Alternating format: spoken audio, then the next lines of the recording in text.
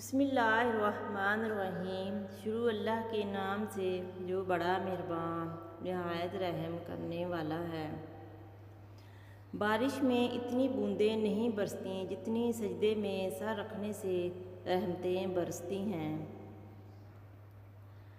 لوگ حسد آپ سے نہیں بلکہ آپ کی زندگی میں موجود سکون، خوشیوں اور بے شمار نعمتوں سے کرتے ہیں۔ جو لڑکیاں پردہ نہیں کرتی کہتی ہیں ذہن صاف ہونا چاہیے۔ آپ کا ذہن فاطمہ بنت محمد سے زیادہ صاف نہیں ہے۔ پردے کا حکم ان کو بھی تھا۔ انسان بڑا ہے تو اپنی سوچ کی وجہ سے، شریف ہے تو اپنے بول کی وجہ سے، قابل احترام ہے تو اپنے عمل کی وجہ سے۔ گرتے رہیں سجدوں میں ہم اپنی ہی حسرتوں کی خاطر، عشق خدا میں گرے ہوتے تو کوئی حسرت باقی نہ رہتی۔ ہم برے تھے، برے ہیں اور برے ہی رہیں گے۔ فکر تو وہ کریں جو بولتے کچھ ہیں، کرتے کچھ ہیں اور ہوتے کچھ ہیں۔ کیسا ہے آج کا انسان کہ اللہ سے اپنے پردے کی توقع رکھ کر پھر دوسروں کے عیبوں کا نام سر عام لیتا ہے۔ تعلیم کی کمی کو اچھی تربیت بڑی خوبصورتی سے ڈھانپ لیتی ہے، مگر تربیت کی کمی کے شگاف کو تعلیم کبھی بھی پور نہیں کر سکتی۔ زندگی تو سستی ہے، گزارنے کے طریقے مہنگے ہیں۔ ہم اگر زبان کی پھیلائی ہوئی مصیبتوں کا جائزہ لیں تو معلوم ہوگا کہ خاموشی میں کتنی راحت ہے۔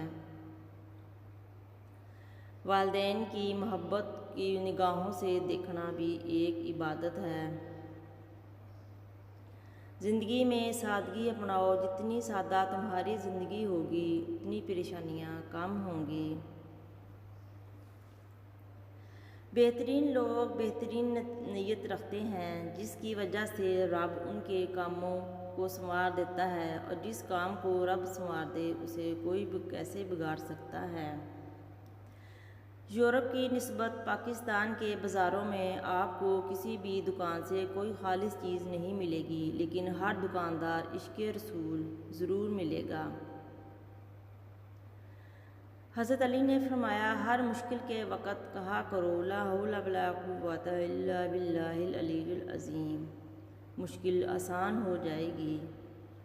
ہم کسی کے دل میں جھانک نہیں سکتے، یہ جان نہیں سکتے کہ کون ہمارے ساتھ کتنا مخلص ہے، لیکن وقت اور رویے جلد ہی یہ احساس دلا دیتے ہیں۔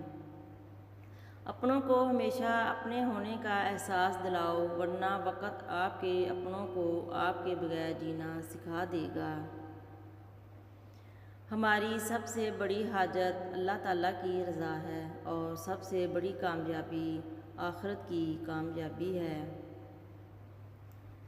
دعا ایسا خوبصورت عمل ہے جس میں مانگنے والا اپنی پریشانیاں اللہ کے حوالے کر دیتا ہے، اور اللہ جواب میں اپنی رحمتیں جھولی میں ڈال دیتا ہے۔